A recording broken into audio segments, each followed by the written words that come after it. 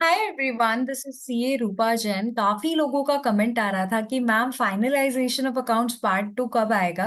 तो आ गया है फाइनलाइजेशन ऑफ अकाउंट्स पार्ट 2, जिसमें हम कवर करने वाले हैं कि बैलेंस शीट में हम क्या क्या चीज देखेंगे इन केस ऑफ सोल प्रोप्राइटरशिप।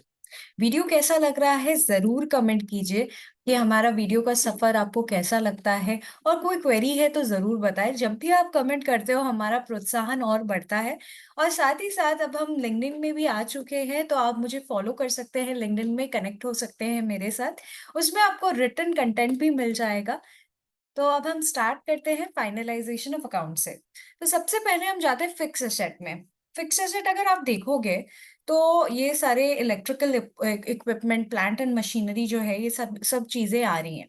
तो सबसे पहले हमारे दिमाग में ये आता है कि इसमें डेप्रिसिएशन इन्होंने चार्ज किया है या नहीं, एक बार देखते हैं। तो मैं अंदर जा चुकी हूँ और मैं F12 करूंगी। ओपनिंग बैलेंस को यस कर रही हूँ, शो ट्रांजैक्शन को यस कर रही हूँ, कंट्रोल ए कर रही हूँ। तो यहाँ देख सकते हैं कि कुछ डेप्रीसिएशन जो है वो चार्ज नहीं हुआ है। तो एट द ईयर एंड अगर आप सोल प्रोप्राइटरशिप हो तो उस केस में आपको depreciation as per income tax act charge करना होगा। इनकम टैक्स एक्ट के अनुसार अगर एसेट पुट टू यूज 180 दिन या 180 दिन से ज्यादा हुआ है तो फुल डेप्रीसिएशन चार्ज होता है। जो भी रेट होगा उसका फुल डेप्रीसिएशन लग जाएगा। अगर 180 दिन के कम यूज हो रहा है तो आपका आधा रेट डेप्रिसिएशन का लगेगा। तो इस केस में देखिए ओपनिंग बैलेंस है ये 3825। तो इस केस में कंप्यूटर पे डेप्रिसिएशन क्या एप्लीकेबल है। तो अगर कंप्यूटर पे सपोज कीजिए 40% डेप्रिसिएशन एप्लीकेबल है तो हम 40% चार्ज करेंगे। अगर 180 दिन से ज्यादा है तो पूरा 40% चार्ज होगा। इसमें हम देखते हैं कंप्यूटर पार्ट्स अगर हम देखें तो ये अगस्त में परचेज हुआ है, तो 180 डेज से ज्यादा है, 180 या 180 डेज से ज्यादा है, तो इस केस में हम 40% चार्ज करेंगे। और भी आप देख सकते हैं कोई 180 डेज से अगर कम हो, जैसे नवंबर में कुछ परचेज हुआ है, तो उस केस में हमको आधा रेट ऑफ डेप्रिसिएशन मिलेगा, दैट इज 20%। तो डेप्रिसिएशन चार्ज करना बहुत जरूरी है एट द ईयर एंड। अब नेक्स्ट हम लोग बात करते हैं करंट एसेट का। करंट एसेट में हमको क्या क्या देखना है। ऑब्वियसली फिक्स एसेट का आप फिजिकल वेरिफिकेशन देख सकते हैं और देख सकते हैं एसेट का परचेज डेट क्या है, पुट टू यूज कब से हुआ है, वो आप देख सकते हैं। और कोई रेवेन्यू एक्सपेंडिचर जो कैपिटलाइज नहीं हुआ है ये भी हमें देखना है। अब करंट एसेट में अगर हम जाएं तो क्लोजिंग स्टॉक जो है प्रॉपर्ली वैल्यूड हुआ है, कॉस्ट या NRV, net realisable value whichever is lower में। ठीक है। और डेटर्स का जो है एज एन ऑडिटर आपको कंफर्मेशन लेना जब भी आप फाइनलाइज करो। एज एन अकाउंटेंट या एज एन ऑडिटर आप क्या बोलते हो सामने वाले से कि आपका बैलेंस क्या है। ठीक है, मेरा बैलेंस क्या है आपकी बुक्स में और आपका बैलेंस क्या है, तो उसको रिकंसाइल करना बहुत जरूरी है। राइट। तो वो कंफर्मेशन आपको डेटर से लेना होगा। Next is cash in hand. Cash in hand is very important. Cash in hand जो है डे टू डे बेसिस पे कभी नेगेटिव नहीं होना चाहिए। तो हम कैसे देखेंगे कि डेली बेसिस पे जो रन डाउन बैलेंस है, रनिंग बैलेंस है डे का, वो नेगेटिव नहीं है। तो आप सिंपली क्या करो, डिस्प्ले में चले जाओ। डिस्प्ले में आपको अकाउंट्स बुक में जाके कैश या बैंक बुक में जाना है। तो जैसे ही आप जाओगे कैश में, वहां पर देखिए बैलेंसेस तो दिख रहे हैं लेकिन मंथली बेसिस पे दिख रहे हैं। हमें क्या चाहिए, डे बेसिस पे बैलेंस चाहिए। तो आप इंटर एंटर मार दो और सिंपली F12 करो। F12 के बाद शो रनिंग बैलेंस को यस करना होगा आपको। देखिए यहाँ पर शो रनिंग बैलेंस दिख रहा है, उसको यस करेंगे तो देखिए रनिंग बैलेंस जो है आपको पर डे बेसिस पे मिल रहा है। मैं एक बार अप्रैल का भी आपको दिखा देती हूँ। 2021, 1 अप्रैल 2021 से 30 अप्रैल 2021 अगर मैं करूँ तो यहाँ पर आप देख सकते हैं नेगेटिव आ रहा है। नेगेटिव बैलेंस कभी होना नहीं चाहिए। आपके पास पैसा है ही नहीं और आप खर्चे जा रहे हो, ऐसा तो हो नहीं सकता ना। तो नेगेटिव बैलेंस जो है वो नहीं होना चाहिए। तो you need to check that. Next हम लोग बात करते हैं। नेक्स्ट जो टॉपिक है वो देखते हैं क्या है इसमें बैलेंस शीट का आइटम। बैंक अकाउंट जो है, अगर आप एज एन ऑडिटर या अकाउंटेंट चेक कर रहे हो, सबसे पहले आपको देखना है बैंक बैलेंस एज ऑन 31 मार्च 2022 क्या है।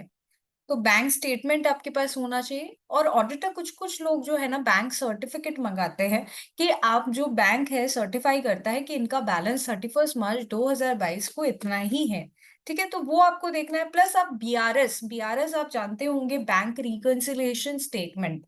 वो देखिए, अगर सपोज़ कीजिए 31 मार्च को आपका कोई चेक जो है वो क्लियर नहीं हुआ है या शो नहीं कर रहा है, तो वो सारी चेक्स का डिटेल्स जो है वो बीआरएस में आप मेंटेन कर रहे हो या नहीं कर रहे हो।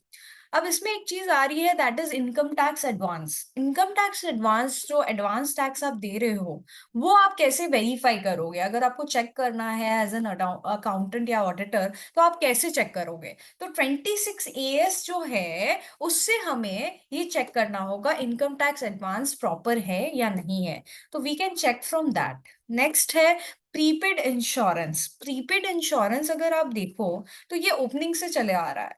ओपनिंग से चला आ रहा है, मतलब 1 अप्रैल 2021 से ये ओपनिंग बैलेंस में था।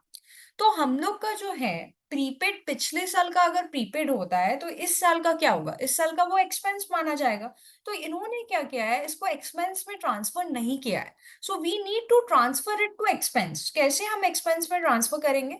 सिंपली एक जर्नल एंट्री आपको पास करना है, वाउचर में चले जाइए। वाउचर में जाने के बाद यहाँ पर आपको, सपोज ये कार इंश्योरेंस है, तो कार इंश्योरेंस में ट्रांसफर कर दीजिए। यहाँ मैं ₹1 लिख रही हूँ, और प्रीपेड इंश्योरेंस जो है 2383 का है, सिंस ₹1 यहाँ पर है तो बैलेंस 82 दिखा रहा है, तो 2383 हम यहाँ लिख देते हैं, और यहाँ हम लिख देते हैं 2383।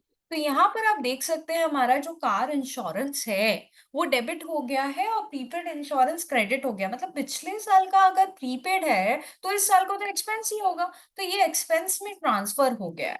कंट्रोल ए कर दीजिए सिंपली, तो यहाँ से मैंने हटा दिया इसको। ठीक है? अगर आपका करंट ईयर का कोई प्रीपेड है तो आप वो क्रिएट कर सकते हैं।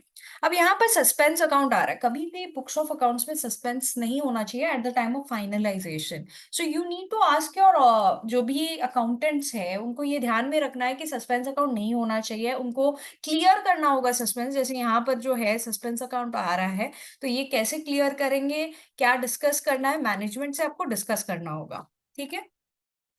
इसमें हम बाद में जाते हैं, ये जो आपको दिख रहा है टीसीएस वगैरह। अभी हम लोग सीधा चलते हैं करंट लायबिलिटी में, कि करंट लायबिलिटी में क्या-क्या चीज़ें दिख रही हैं। करंट लायबिलिटी में आप देखिए, आउटस्टैंडिंग लायबिलिटी जो है, वो नेगेटिव में आ रहा है। तो नेगेटिव में तो ये आना नहीं चाहिए, देखना होगा कि क्या कंटेंट है इसमें, क्या प्रॉब्लम है इसमें। तो अंदर अगर हम जाएँगे, तो यहाँ पर जो outstanding expenses payable, outstanding salary, telephone charges, obviously telephone charges तो पेमेंट हो जाता है। तो क्यों नहीं हुआ है इसका पेमेंट, ये आपको क्वेरी करना है। ये जो एक्सपेंसेस है, वो कितने साल से चले आ रहे हैं, क्या पेंडिंग एक्सपेंसेस है जो अभी तक पेमेंट नहीं हुआ है, वो आपको देखना है। अब ये देखिए सैलरी पेएबल, ये जो सैलरी पेएबल है, इन्होंने सीधा आपने क्या किया, लायबिलिटी की एंट्री मार दी। ठीक है? सैलरी पेएबल टू बैंक कर दिया इन्होंने। लेकिन अब क्या इन्होंने एक्सपेंस बुक किया है? अगर हम पीएल में जाएँ, तो पीएल क में क्या एक्सपेंस बुक हुआ है सैलरी का? अगर आप इनडायरेक्ट एक्सपेंस में जाओगे, तो यहाँ पे देखिए सैलरी का कुछ बुकिंग नहीं हुआ है। मतलब आप डायरेक्टली जो है लायबिलिटी को डेबिट कर रहे हो और बैंक को क्रेडिट कर रहे हो। ऐसे नहीं होना चाहिए, आपको सैलरी टू सैलरी पेएबल करना चाहिए था, और सैलरी पेएबल टू बैंक करना चाहिए था। तो अब मैं ट्रांसफर करती हूँ इसका एंट्री, एंट्री गलत हुआ है। कैसे करेंगे? सबसे पहले बैलेंस शीट में जाते हैं, नेगेटिव में तो आउटस्टैंडिंग आना ही नहीं चाहिए। ये जो पेमेंट हुई है, जो भी, उसको सिंपली आपको सैलरी में ट्रांसफर करना पड़ेगा। ठीक है? सैलरी एज़ एन एक्सपेंस आपको दिखाना होगा। ठीक है? कंट्रोल ए कर दीजिए। तो यहाँ से ये लायबिलिटी जो है, वो अपने आप हटती रहेगी। तो ये तो लायबिलिटी जो है पहले क्रिएट करना था, फिर पेमेंट करना था, लेकिन इन्होंने क्रिएट नहीं किया। अब देखिए इन लोगों ने 12,000 का पेमेंट कर दिया। क्या इन्होंने पी-टैक्स का कुछ पेमेंट किया है गवर्नमेंट को? We need to see check in the PL, क्योंकि आप सैलरी अगर पेमेंट कर रहे हो, in case of West Bengal अगर मैं स्लैब्स की बात करूँ, तो 10,000 से ज़्यादा अगर आप सैलरी पेमेंट कर रहे हो, तो उस केस में आपको पी-टैक्स काटना चाहिए। तो पी-टैक्स काटा है या नहीं काटा है, that is also very important, कि पी-टैक्स काटा है या नहीं काटा है। तो पी-टैक्स अगर नहीं काटा है, तो देख लेते हैं एक बार पीएल में जाके इनका पी-टैक्स जो है, जमा हुआ है या नहीं, डिडक्ट हुआ है या नहीं। प्रोफेशनल टैक्स कंपनी का डिडक्ट हुआ है, जो एम्प्लॉयज का है उसके सैलरी से अगर आप देखो, बैलेंस शीट में ही हम जाएंगे, यहाँ से डायरेक्टली पेमेंट हो रही है सैलरी, और कुछ पी टैक्स जो है डिडक्ट नहीं हो रहा है। तो इस केस में जो है हमें पी टैक्स डिडक्ट करना पड़ेगा। ये हमको ध्यान देना है कि सैलरी जो है, हम पेमेंट करने से पहले अगर हम 10,000 से ज्यादा करें, in case of West Bengal we need to see the slabs, slabs देखना पड़ेगा। और आप कोई और स्टेट को बिलोंग करते हो तो आपको पी टैक्स का स्लैब देखना पड़ेगा। ठीक है। अब हम सन्ड्री क्रेडिटर्स में अगर हम जाएं तो सन्ड्री सन्ड्री क्रेडिटर्स का सबका कंफर्मेशन आ जाना चाहिए कि मेरे बुक्स में जो बैलेंस है, क्या उनके बुक्स में मेरा बैलेंस सेम है या नहीं है। वो मेरे क्रेडिटर है, मैं उनके सेम बैलेंस से डेटर हूं या नहीं। एज एन ऑडिटर आप सबका कंफर्मेशन मंगा लीजिए, और एज एन अकाउंटेंट आपको भी पता होना चाहिए। आप एक बार पार्टी से बात कर लीजिए कि ये जो है प्रॉपर रिकंसिलिएशन हुआ है या नहीं हुआ है। और कोई क्रेडिटर बहुत सालों से पड़ा है, 2-3 साल से पड़ा है, पेमेंट नहीं हो रहा है, तो व्हाट इज द रीजन कि पेमेंट नहीं हो रहा है, उसको राइट ऑफ करिए।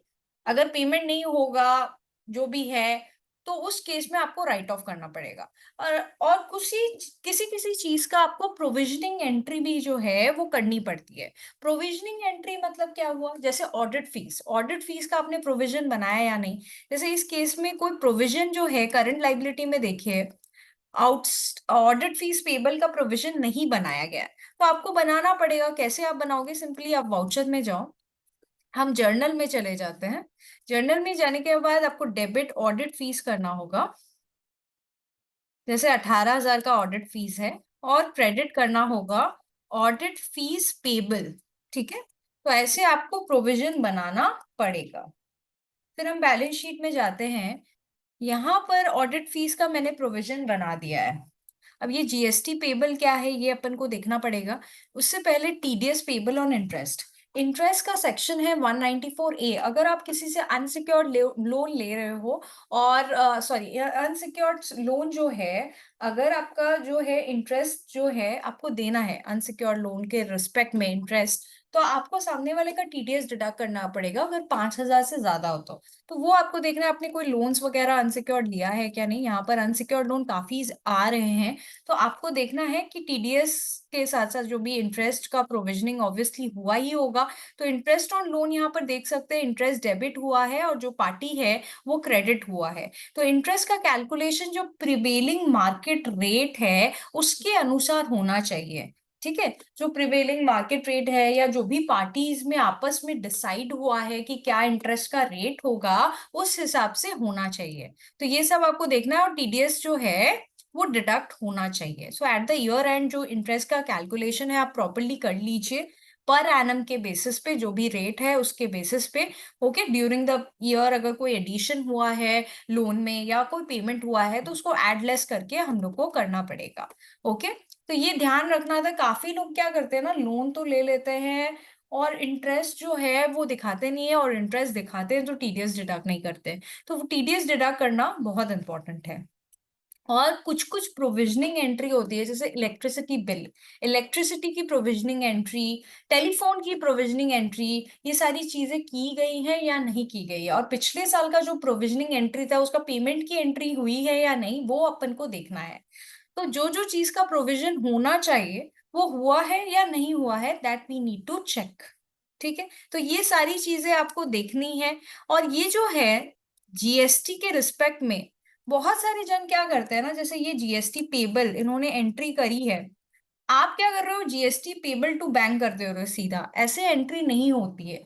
आपको एक सेट ऑफ एंट्री करनी पड़ेगी। सेट ऑफ एंट्री का मतलब मैं एक्सेल में आपको सिखाती हूँ कि सेट ऑफ एंट्री क्या है। अगर मैं एक्सेल में एक बार जाऊं, आपको मैं बताती हूँ सेट ऑफ एंट्री क्या है। तो सबसे पहले जो भी आपकी आउटपुट सीजीएसटी, सीजीएसटी को आपको क्या करना पड़ेगा, आउटपुट सीजीएसटी को आप क्या करेंगे, डेबिट करेंगे पेमेंट के वक्त।